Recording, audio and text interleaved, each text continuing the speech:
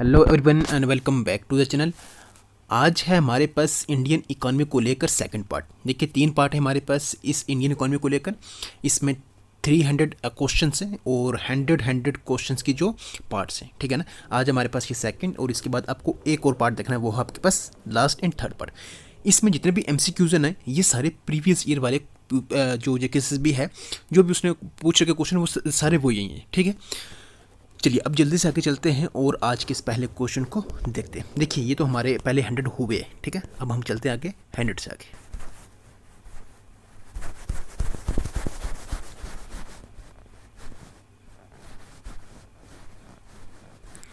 हाँ चलिए देखिए आज है हमारे पास कहाँ से, आज हमारे पास 101 क्वेश्चन है, ठीक है। यहाँ से शुरू करना है।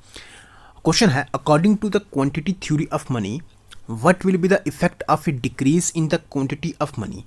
तो इसमें क्या इफेक्ट होगा क्वांटिटी ऑफ मनी के डिक्रीज होने से, और ये देखेंगे तो क्वांटिटी थ्योरी ऑफ मनी के अकॉर्डिंगली बताना है, ठीक है। इंक्रीज इन प्राइस लेवल होगा, डिक्रीज इन प्राइस लेवल होगा, इंक्रीज इन आउटपुट होगा या फिर डिक्रीज इन आउटपुट होगा। तो क्या होगा इसका आंसर? अगर आंसर की बात करें तो वो होगा आपके पास डिक्रीज इन प्राइस लेवल।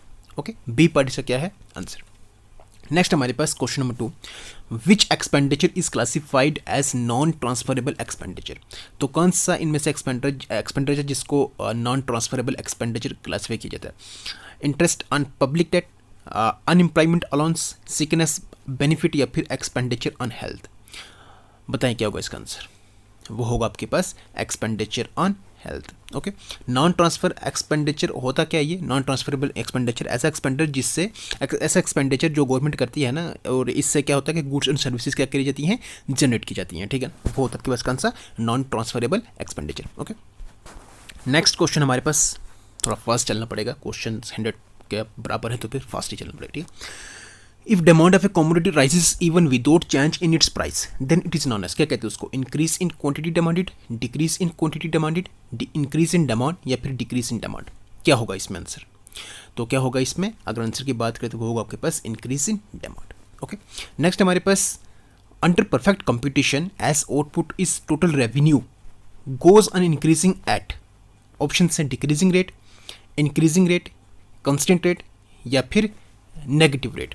तो under perfect competition as output is जो total revenue goes on increasing at constant rate. Okay, चलिए नेक्स्ट क्वेश्चन हमारे पास क्वेश्चन नंबर 5 देखिए क्या है।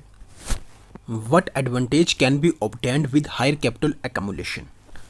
ऑप्शन है हमारे पास reduced economic growth, specialisation, reduced productivity या फिर highest production cost per unit. तो क्या एडवांटेज ऑब्टेन कर सकते हैं हायर कैपिटल एक्यूमुलेशन से? तो क्या कर सकते हैं? वो होगा आपके पास स्पेशलाइजेशन। Okay, specialisation. नेक्स्ट हमारे पास question number 6, which economic measure have been undertaken by the Indian government to approve the supply side of the economy in 1991।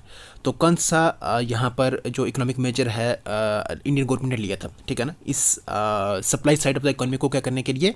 Approve करने के लिए, ठीक है। फिजिकल एडजस्टमेंट है, नेशनलाइजेशन है, लिबरलाइजेशन है या फिर सोशलाइजेशन है? बताएं क्या है वो होगा आपके पास liberalisation. Next, the taxes whose burden can be shifted to others. Taxes से, और इसका बर्डन जो है मतलब एक दूसरे के ऊपर, एक का दूसरे के ऊपर, दूसरे का आगे, तीसरे के ऊपर, तो ऐसे चलता है, ठीक है। So that those who pays these taxes to the government do not bear the whole burden but pass it on wholly और पार्शली टू अदर्स, ठीक है ना। क्या कहते हैं उसको? कौन से टैक्सेस होते हैं वो? एड वैलोरम टैक्सेस होते हैं, डायरेक्ट टैक्सेस होते हैं, स्पेसिफिक या फिर इनडायरेक्ट टैक्सेस होते हैं। कौन से होते हैं वो आपको पता ही है, इनडायरेक्ट टैक्सेस होते हैं, ठीक है ना। नेक्स्ट है हमारे पास क्वेश्चन नंबर 8, क्या है? Which commodity is classified as single use consumer goods.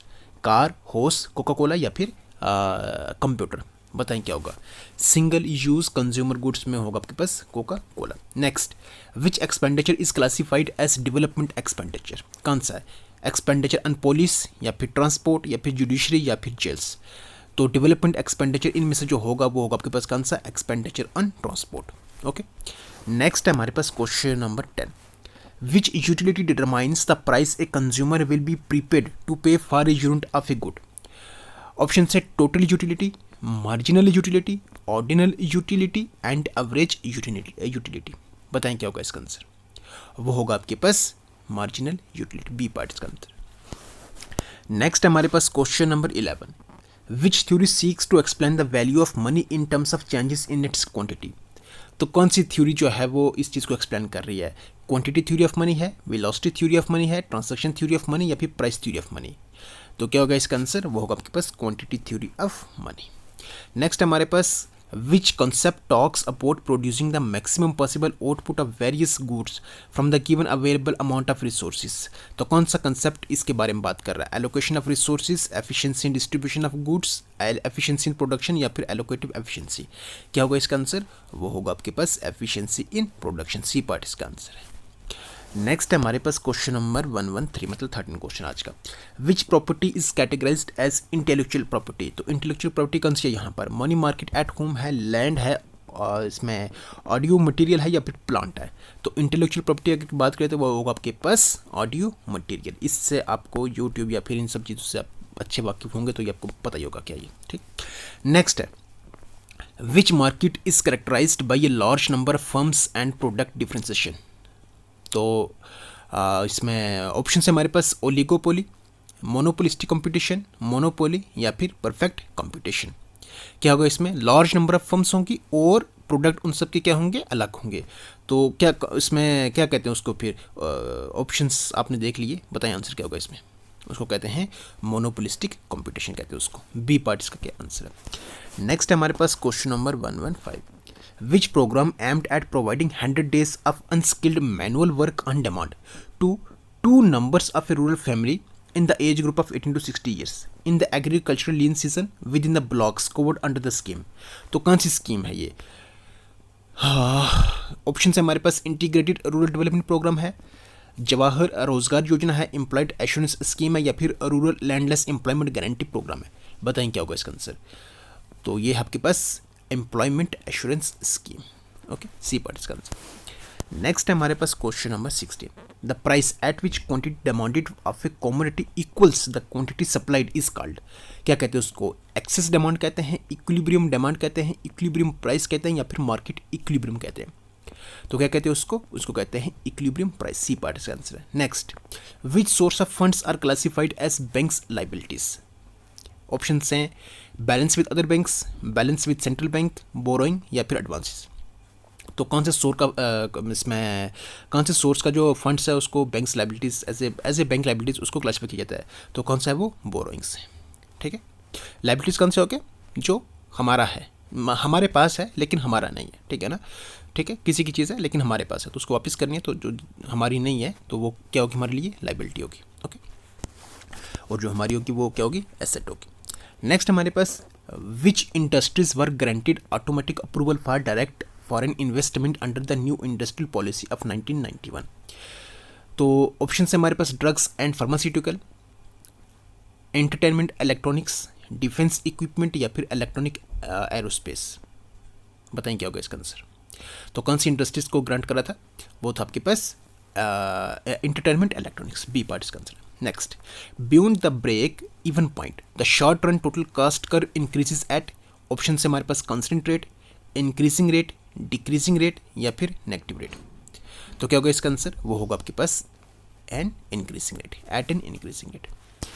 Next है question number 20, what will be the effect of fall in price of a commodity on the total revenue when demand is elastic। जब commodity की price क्या होगी? Fall होगी, तो total revenue के ऊपर इसका क्या उसमें इफेक्ट होगा, ठीक है ना। और उस वक्त डिमांड क्या होगी? इलास्टिक होगी। ऑप्शन से हमारे पास total revenue will decrease, total revenue will reduce to zero, total revenue will remain same या टोटल रेवेन्यू विल इंक्रीज। तो उस वक्त क्या होगा? वो होगा आपके पास total revenue will increase, D part इसका आंसर है।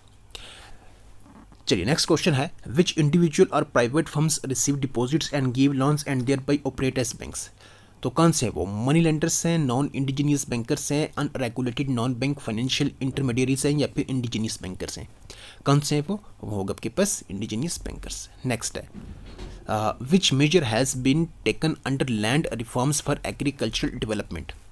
तो कौन से मेजर जो हैं वो लिए गए हैं इसमें अंडर लैंड रिफॉर्म, किसके लिए? एग्रीकल्चर डेवलपमेंट के लिए। ऑप्शन से टेक्नोलॉजिकल मेजर्स हैं, इनपुट सब्सिडीज टू एग्रीकल्चर है, एबोलिशन ऑफ इंटरमीडियरीज हैं या फिर रूरल एम्प्लॉयमेंट है। बताएं कौन से मेजर लिए गए? वो लिए गए आपके पास एबोलिशन ऑफ इंटरमीडियरीज, ओके। मतलब इसको चीज़ को क्या किया गया? खत्म किया गया, ठीक है। हाँ, चलिए नेक्स्ट हमारे पास question number 23। According to Domar's growth model the dash dash the rate of investment the dash dash the rate of growth. तो क्या होगा, greater the rate of investment होगा और greater the rate of income होगी। ठीक है, इसका क्या आंसर है हमारे पास, डी पार्ट आंसर है। Okay, next, which transaction is included in the current account of balance of payments. तो कौन सी ट्रांजेक्शन जो है इंक्लूड की जाती है करंट अकाउंट जो बैलेंस ऑफ पेमेंट्स में। ठीक है ना, यहाँ ऑप्शंस में आप देखिए, payment of debts, external assistance, payment of claims या फिर एक्सपोर्ट ऑफ गुड्स। बताएं क्या होगा इसका आंसर, वो होगा आपके पास export of goods. Next question हमारे पास देखिए, which of the following is classified as revenue expenditure. Option है expenditure on public health, expenditure on ports, expenditure on steel plants या फिर एक्सपेंडिचर ऑन हाईवेज। क्या होगा इसका आंसर बताएं, वो होगा आपके पास expenditure on public health. Okay, चलिए नेक्स्ट हमारे पास question number 26। Dash dash is concerned with the income and expenditure of public authorities and with the adjustment of one to the other. तो कौन सा, पब्लिक फाइनेंस है, capital market है, capital finance है या फिर फाइनेंशियल मार्केट है। बताएं क्या हो इसमें होगा, इसमें वो होगा आपके पास पब्लिक फाइनेंस। नेक्स्ट है हमारे पास question number 27। Which of the following measures talk about abolishing intermediary interests in the land and transfer of land to actual tiller of the soil. तो कौन सा मेजर यहाँ पर बात करें इस चीज़ के बारे में। ठीक है ना, अभी हमने ये क्वेश्चन जो है ना अभी ऐसा समझे कि इसी जैसा क्वेश्चन हमने अभी ऊपर किया भी है। तो ऑप्शन से हमारे पास लैंड रिफॉर्म्स है, टेक्नोलॉजिकल मेजर्स से, इंस्टीट्यूशनल क्रेडिट है या फिर सपोर्ट प्राइसेस है। तो कौन सा ये होगा आपके पास लैंड रिफॉर्म्स। ठीक है ना। नेक्स्ट है हमारे पास question number 28। Which of the following illustrates the 3 basic economics concept, जैसे scarcity of resource, choice by society from the opportunity set and opportunity cost. Option से हमारे पास indifference curve, law of supply, production of possibility curve या फिर law of demand. तो कौन सा ये बता रहे हैं, इसमें जो तीनों कंसेप्ट आपको, इसमें 3 बेसिक इकोनॉमिक कंसेप्ट आपको इसके बीच में मिलेंगे जो इन तीनों के ऊपर बात कर रहा है। कौन सा कर रहा है वो होगा आपके पास production of possibility curve. Next है हमारे पास क्वेश्चन नंबर 29। देखिए, dash dash refers to mechanism whereby on the one hand borrowers manage to obtain short from loanable funds and on the other lenders succeed in getting credit worthy borrowers for their money. तो ये जो अभी हमने करा है ऊपर, ये किस चीज़ को रेफर कर रहा है, इंडस्ट्रियल मार्केट ऐसा कहता है इसके बारे में, मनी मार्केट, कैपिटल मार्केट या फिर एग्रीकल्चर मार्केट। तो ये जो स्टेटमेंट आपने ऊपर देखी है ये कहती है किसके बारे में, मनी मार्केट के बारे में। मतलब मनी मार्केट के बारे में अगर आपने जानना है तो ये सारा उसी के बारे में। ठीक, next, why is the capital output ratio in the developing countries higher. Option है हमारे पास देखिए, due to relative efficiency of the industries producing consumer goods, due to relative inefficiency of the industries producing capital goods, due to relative efficiency of the industries producing capital goods, due to relative inefficiency of the industries producing goods। बताएं क्या होगा इसका answer, वो होगा आपके पास option B, due to relative inefficiency of the industries producing goods. Okay, चलिए next है हमारे पास, हाँ नेक्स्ट है क्वेश्चन नंबर 31। क्या है, personal disposable income is equal to, बताएं ऑप्शंस देख लें आप, personal disposable income is equal to, बताएं आंसर क्या होगा इसमें, वो होगा आपके पास personal income minus personal taxes. Next है, dash dash refers to minimum income which the entrepreneur must get in order to stay a business और इंडस्ट्री। तो किसके बारे में बात हो रही है, अब नॉर्मल प्रॉफिट्स की, इकोनॉमिक प्रॉफिट्स की, नॉर्मल प्रॉफिट्स की या फिर सुपर नॉर्मल प्रॉफिट्स की। क्या होगा इसका आंसर, वो होगा आपके पास normal profit. Normal profit refers to the minimum income which the entrepreneur must get in order to stay in a business और इंडस्ट्री। ओके, नेक्स्ट है हमारे पास question number 33। Which factor indicates the movement of the economy from a point inside the production possibility curve to a point in it. तो कौन सा factor indicate कर रही है, increase in productive capacity, decrease in productive capacity, partial employment of the given sources या फिर fuller employment of the given sources. बताएं, वो होगा आपके पास fuller employment of the given resources. Okay, चलिए नेक्स्ट क्वेश्चन हमारे पास 34। देखिए क्या है, dash dash represents the amount of good Y which the consumer has to give up for the gain of an additional unit of good X so that that his level of satisfaction remains the same। तो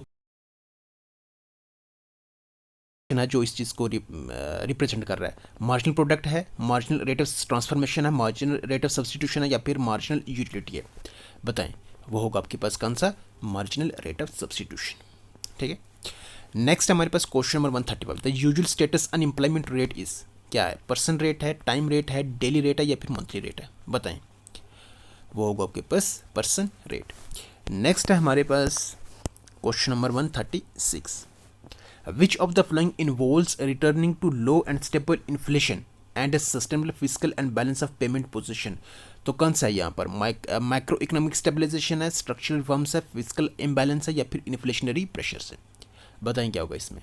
वो होगा आपके पास micro economic stabilization. Next, which of the following statement hold for the given goods. Option से हमारे पास देखिए, its demand curve will slope upward due to indirect price demand relationship, या फिर its demand curve will slope downward due to direct price demand relationship, या फिर its demand curve will slope upward due to direct price demand relationship, या फिर its demand curve will slope downward due to indirect price demand relationship. बताएं क्या होगा इसमें।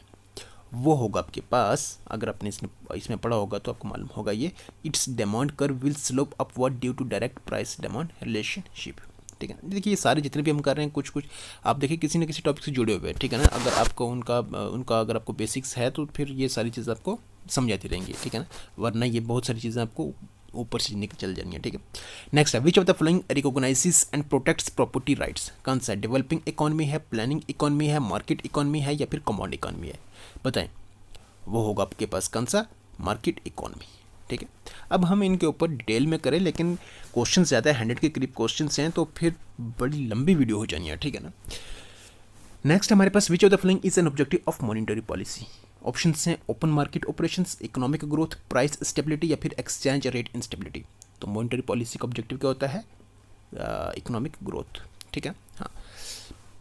Next हमारे पास, what will be the effect of an increased population on savings and investment. क्या effect होता है, saving will rise and investment will fall, या फिर saving will fall and investment will rise, या फिर ये बताएं क्या होगा इसका आंसर। वो होगा आपके पास both saving and investment will fall. Okay, next है हमारे पास क्वेश्चन नंबर 41। देखिए, which of the following concepts is main to determine the usual activity status of sample covered by the survey. तो कौन सा कंसेप्ट का ये मतलब है, currently weekly status unemployment, usual status unemployment, currently monthly status unemployment या फिर currently daily status unemployment. वो होगा आपके पास, बताइए आंसर क्या होगा। वो होगा आपके पास usual status unemployment. Next, when earning dash dash normal rate of return on capital and other costs then a firm earns positive economic profits.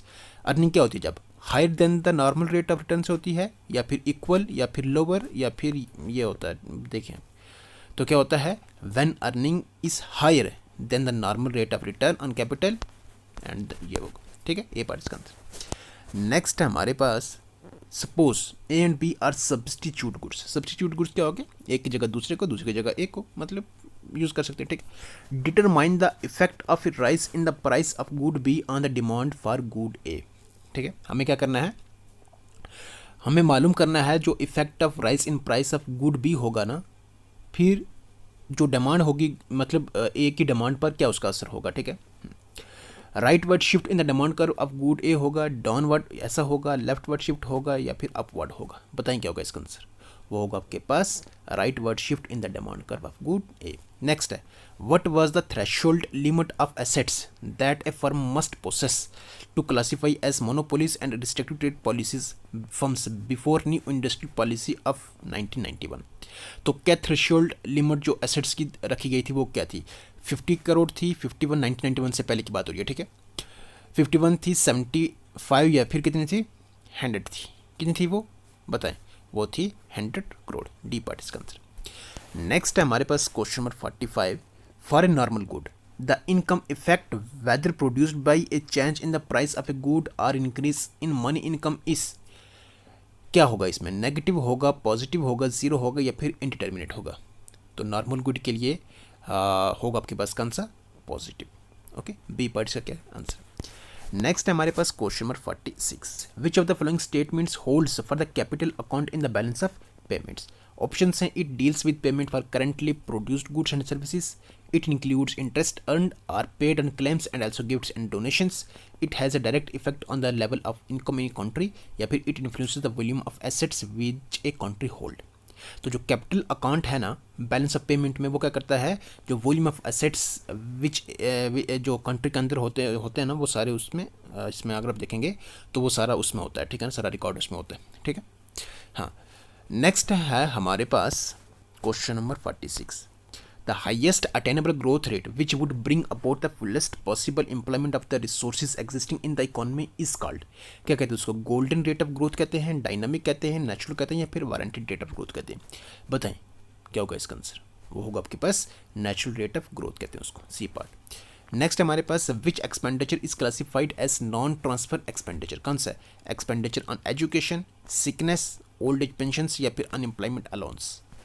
क्या होगा आपके पास, वो होगा आपके पास expenditure on education, A part इसका आंसर। नेक्स्ट है हमारे पास in case of dash goods demand will rise with increase in income, तो किस केस में जो डिमांड राइज होती है इनकम के इंक्रीज होने से, नॉर्मल गुड्स के केस में, कॉम्प्लीमेंट्री, इन्फीरियर या फिर सब्सटीट्यूट, तो किस केस में होता है, ये नॉर्मल गुड्स में होता है, ठीक है। Next, in the first stage of law of variable proportions marginal product of the fixed factor is, क्या होता है वो, नेगेटिव, जीरो, इनडिटर्मिनेट या फिर पॉजिटिव, क्या होता है वो, नेगेटिव होता है, ए पार्ट इसका आंसर है। चलिए नेक्स्ट है हमारे पास where does the total cost curve start from, option है X axis origin, below the origin या फिर वाई एक्सिस, तो कहाँ से शुरू होती है, वाई एक्सिस से। नेक्स्ट है हमारे पास if the volume of transactions dash dash then the price level rises with the increase in the quantity of money, तो वॉल्यूम ऑफ ट्रांजेक्शन क्या होने से, टर्न्स नेगेटिव होने से, कीप्स इंक्रीजिंग होने से, कीप डिक्रीजिंग होने से, या फिर रिमेंस कांस्टेंट होने से। अगर बताएं इसमें आंसर क्या होगा, क्या है कि if the volume of transactions remains constant then the price level rises with the increase in the quantity of money. Okay, next, what is the main cause of unemployment in India, आजकल तो मतलब ये बात तो बनती है, ठीक है ना, इसके बारे में तो पता करना ही है। ऑप्शन से decrease in labour force, job less and job loss growth, appropriate technology या फिर एप्रोप्रिएट एजुकेशनल सिस्टम। बताएं main cause of unemployment in India, वो होगा आपके पास job less and job loss growth, ठीक है। ये क्वेश्चन तो बड़े चांसेस होते हैं क्योंकि जैसे हालात होते हैं तो फिर हालात के ऊपर भी नजर जो, क्योंकि उसी से जुड़े हुए क्वेश्चन भी होते हैं। Next, how many industries had been reserved for public sector under 1991 industrial policy, कितनी है, 5, 2, 8 या 18, बताएं क्या होगा इसका answer, C part 8। Next, which agricultural measure provided irrigation facilities to a large on an increasing basis for cultivation, तो technological measures है, rural employment programmes हैं, फूड सिक्योरिटी सिस्टम है, या फिर प्रधानमंत्री फसल बीमा योजना है, कौन सा है वो, बताएं। इरिगेशन फैसिलिटीज़ में लेकर इसमें to a large on an increasing basis for cultivation आपके पास होगा टेक्नोलॉजिकल मेजर्स। ओके, नेक्स्ट है हमारे पास question number 55। Which measure reflects the proportion of the weighted component indicators in which an average poor people are deprived, कौन सा measure reflect कर रहा है इसमें, पॉवर्टी गैप रेशियो है, मल्टी डायमेंशनल पॉवर्टी है, इंटेंसिटी ऑफ ये है, या फिर हेड काउंट रेशियो है, बताएं क्या होगा इसका आंसर, वो होगा आपके पास intensity of poverty, C part इसका आंसर। नेक्स्ट है हमारे पास the point on the average revenue curve at which elasticity of demand is less than unity the marginal revenue will भी क्या होगा, ग्रेटर देन 1 होगा, नेगेटिव होगा, इक्वल टू 1 होगा, या फिर इक्वल टू 0 होगा, क्या होगा वो नेगेटिव होगा, बी पार्ट इसका आंसर है।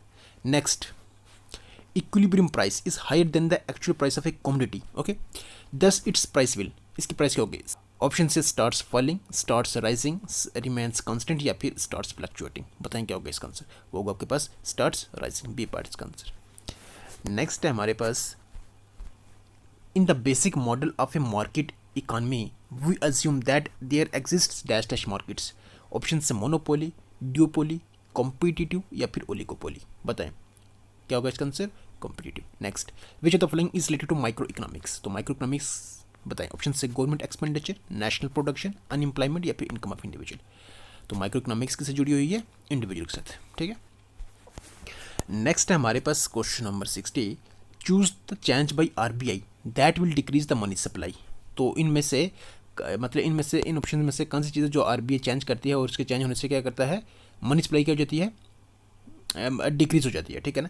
तो क्या करती है RBI, fall in bank rate करती है, आरबीआई रिड्यूसेस द सीआरआर, या फिर purchase of securities in the open market, या फिर राइस इन रेपो रेट, तो क्या करता है आरबीआई करता है ये रेपो रेट को जैसा ही क्या करेगा, बढ़ाएगा, तो मनी सप्लाई क्या हो जाएगी, कम हो जाएगी, ठीक है। हाँ, नेक्स्ट है हमारे पास क्वेश्चन नंबर 61। देखिए, change in stock is negative when, कब? क्लोजिंग स्टॉक इज जीरो, या फिर closing stock is less then the opening stock, या फिर opening stock is less then closing stock, या फिर ओपनिंग स्टॉक इज जीरो। बताएं क्या होगा इसमें? वो होगा आपके पास change in stock is negative when closing stock is less than opening stock. Okay, हाँ। नेक्स्ट हमारे पास which expenditure is classified as non developmental expenditure? कौन सा है? Expenditure on flood control measures, expenditure on transport, expenditure on communication, या फिर expenditure on judiciary. देखिए, जो एक्सपेंडिचर होता है जुडिशरी के ऊपर, वो आपके पास कौन सा होता है? नॉन डेवलपमेंटल एक्सपेंडिचर होता है वो। ठीक है, नेक्स्ट है हमारे पास question number 63। The main reason for India's indicative economic planning was, क्या था? Very high levels are of unemployment, the presence of mixed economy, the presence of capitalist economy, या फिर the presence of the socialist economy. बताएं क्या होगा इसमें main reason? वो होगा आपके पास the presence of the mixed economy. Next, which property is categorised as real property? Buildings, computer programmes, shares या बॉन्ड्स? बताएं क्या होगा इसमें? बिल्डिंग्स। रियल प्रॉपर्टी होती कौन सी है? रियल प्रॉपर्टी होती है आपके पास जैसे एक पार्सल ऑफ लैंड, ठीक है ना, और उसके ऊपर जो भी स्ट्रक्चर होना, वो सारा आपके पास क्या होगा? एक रियल बिल्डिंग कहलाती है उसको, रियल प्रॉपर्टी कहलाते हैं उसको। ठीक है, नेक्स्ट है हमारे पास question number 165। Which system of rationing talks about the principle first come first serve? पहले आओ पहले पाओ, है ना, ये वही है। Allocation by sellers preference, queue rationing, या फिर ब्लैक मार्केट, या फिर कूपन रेशनिंग? बताएं। फर्स्ट कम फर्स्ट सर्व आपके पास है कौन सा? क्वी रेशनिंग। ओके, नेक्स्ट है हमारे पास question number 166। Value of money is inversely proportional to aggregate demand, aggregate supply, price level, या फिर अनएम्प्लॉयमेंट? तो value of money inversely proportional होती है किसके? प्राइस लेवल के, सी पर। Next, according to Domar's growth model the marginal output capital ratio will be dash dash average output capital ratio remains constant. ठीक है, हाँ, if output capital ratio remains constant तो क्या होगा? According to Domar's growth model the marginal capital ratio will be equal to output capital ratio. Okay, ये part इसका answer. Next है हमारे पास question number 68। Which factor induces the movement of the economy from one production possibility curve to another? तो कौन सा factor है ये? Fuller employment of the given resources, partial employment of the given resources, increase in resources, या फिर decrease in resources? बताएं क्या होगा इसमें? Increase in resources. Okay, next हमारे पास deposits which are payable on demand and can be withdrawn by the public through cheques are called. क्या कहते हैं उसको? सेविंग डिपॉजिट्स होते हैं, वो टाइम होते हैं फिक्स्ड, या फिर डिमांड डिपॉजिट होते हैं। कौन से होते हैं वो? देखिए यहीं से आप पता कर सकते हैं कि ये होता है आपके पास डिमांड डिपॉजिट्स।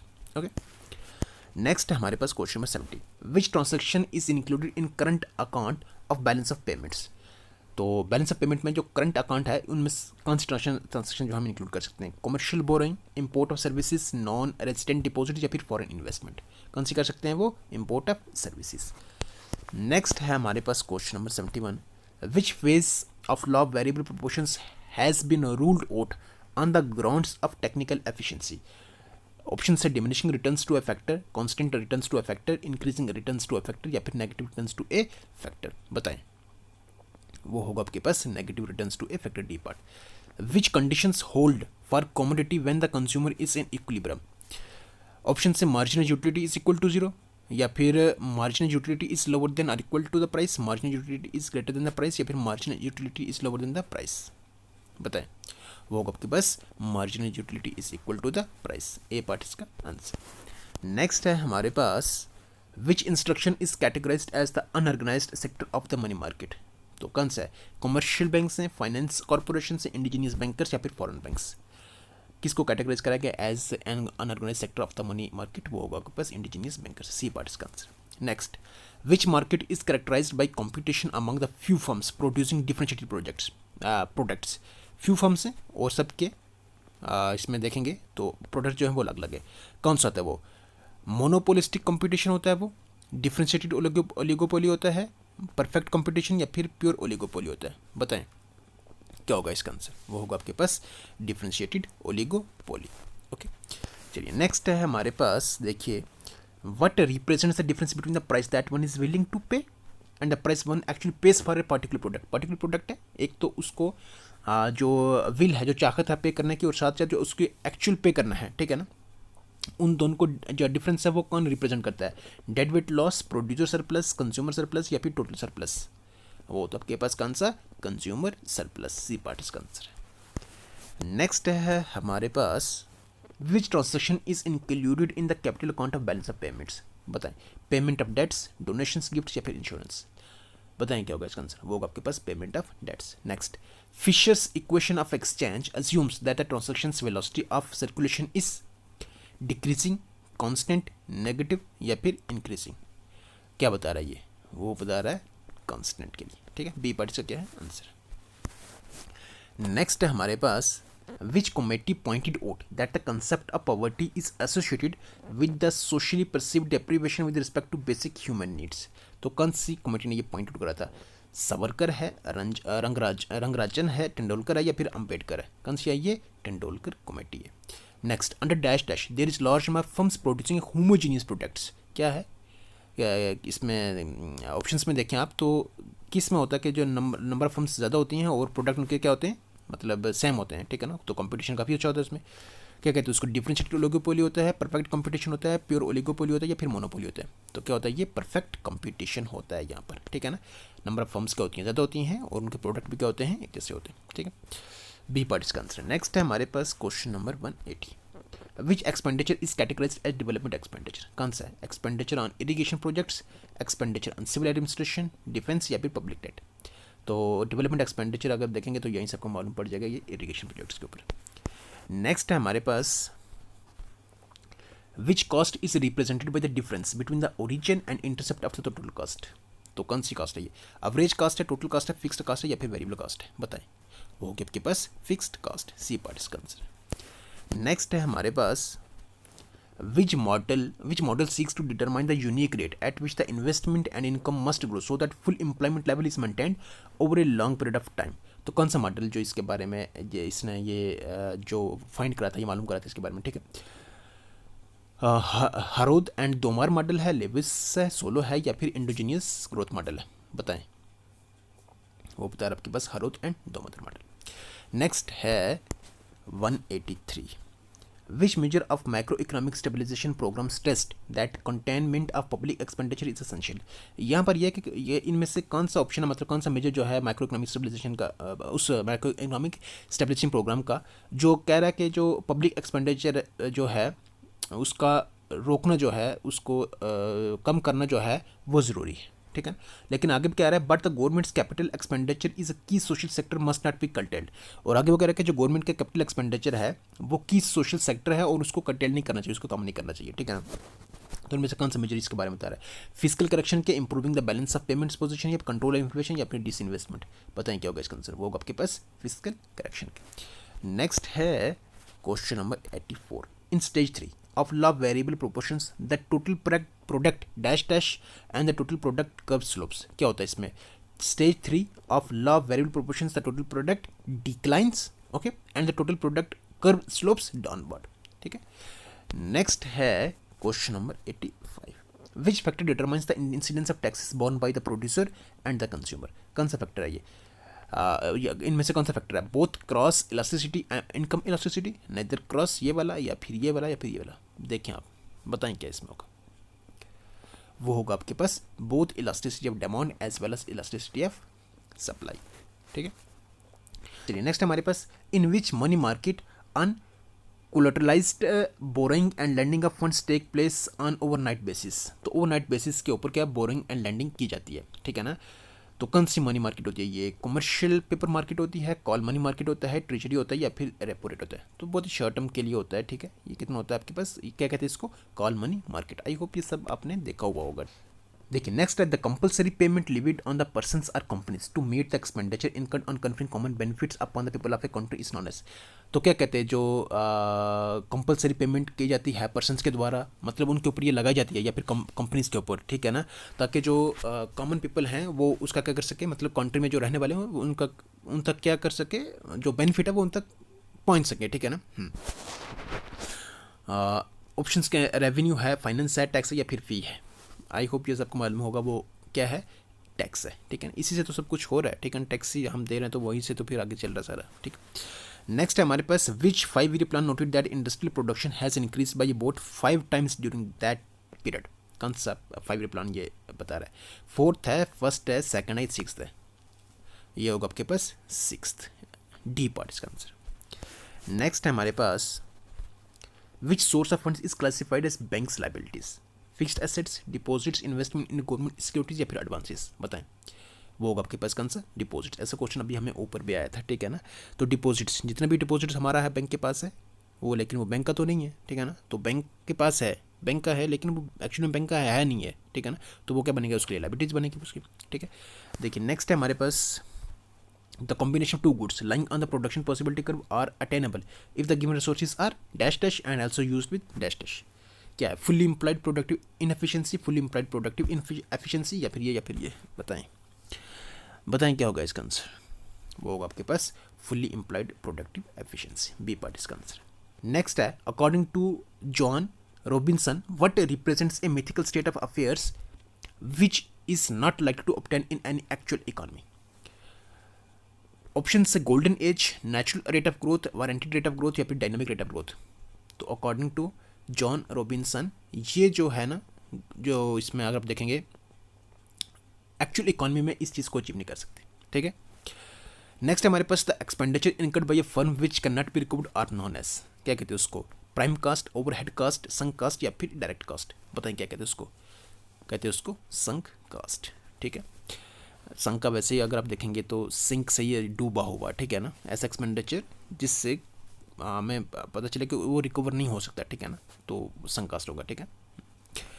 चलिए नेक्स्ट है हमारे पास question number 193, which factor is considered as the primary और ओरिजिनल फैक्टर्स ऑफ प्रोडक्शन। तो ओरिजिनल फैक्टर ऑफ प्रोडक्शन में कौन सा है, या फिर प्राइमरी कि लैंड है, ह्यूमन कैपिटल फिक्स है, या फिर ये है, बताएं क्या होगा इसमें आंसर। वो होगा आपके पास land. Next, the new industrial policy of 1991 gave the firms automatic permission for FDI up to dash dash % of foreign equity. FDI क्या होगा, फॉरेन डायरेक्ट इन्वेस्टमेंट। तो new industrial policy of 1991 gave the firms automatic permission for FDI up to, कितना दिया था, 99, 75, 51 या फिर 49, कितना दिया था वो, 51 दिया था, ओके। नेक्स्ट है हमारे पास question number 95, the proportion of population who are multidimensionally poor is known as, क्या कहते हैं उसको, इनकम गैप रेशियो कहते हैं, पॉवर्टी गैप रेशियो कहते हैं, इंटेंसिटी ऑफ पॉवर्टी, या फिर हेड काउंट रेशियो, क्या कहते हैं उसको, हेड काउंट रेशियो कहते हैं। नेक्स्ट है हमारे पास क्वेश्चन नंबर 96, देखिए, for an inferior good income effect of change in money income of the consumer is negative, non negative, positive, या फिर जीरो। क्या होता है इसमें, इसमें होता है नेगेटिव, ठीक है। हाँ ठीक है। चलिए नेक्स्ट है हमारे पास question number 197, which agricultural measure aims at consolidating all plots of land owned by a particular farmer in different places of the village by sanctioning land at one place। तो कौन सा ये, institutions involving people's participation in planning, technological measures, food security, या फिर cooperation and consolidation of holdings। बताएं क्या होगा इसका आंसर। वो होगा आपके पास cooperation and consolidation of holdings। And next है एंड लास्ट है हमारा आज की इस वीडियो का ये question, which employment program was designed to provide self-employment more than 1 million educated and unemployed youth by setting up 7 lakh micro enterprises under the 8th 5-year plan। बताएं कौन सा एम्प्लॉयमेंट प्रोग्राम जो था वो लॉन्च करा था। प्राइम मिनिस्टर रोजगार योजना है, इसमें स्वर्ण जयंती ग्राम स्वरोजगार योजना है, नेशनल रूरल एम्प्लॉयमेंट प्रोग्राम है, या फिर स्वर्ण जयंती सहारी रोजगार योजना है। बताएं कौन सा है ये आपके पास प्राइम मिनिस्टर्स रोजगार योजना, ठीक है। तो ये हो गए हमारे लगभग 200, मान लें अब 200 के करीब हमारे क्वेश्चन आज हो गए कंप्लीट, ठीक है। ये हो गया हमारे पास कौन सा जो सेकंड पार्ट है इस टॉपिक को लेकर वो हो गया कंप्लीट, ठीक है। अब बचा हमारे पास थर्ड पार्ट, और उसमें अगर देखेंगे तो उसमें भी 100 से अब कम ही क्वेश्चन बचे हैं, ठीक है ना। तो बहुत ही इंपॉर्टेंट क्वेश्चन है ये, ठीक है ना, क्योंकि जितने भी क्वेश्चन लिए ये सारे JK SSB के पिछले एग्जाम से पूछे हुए क्वेश्चन हैं ये, ठीक है ना।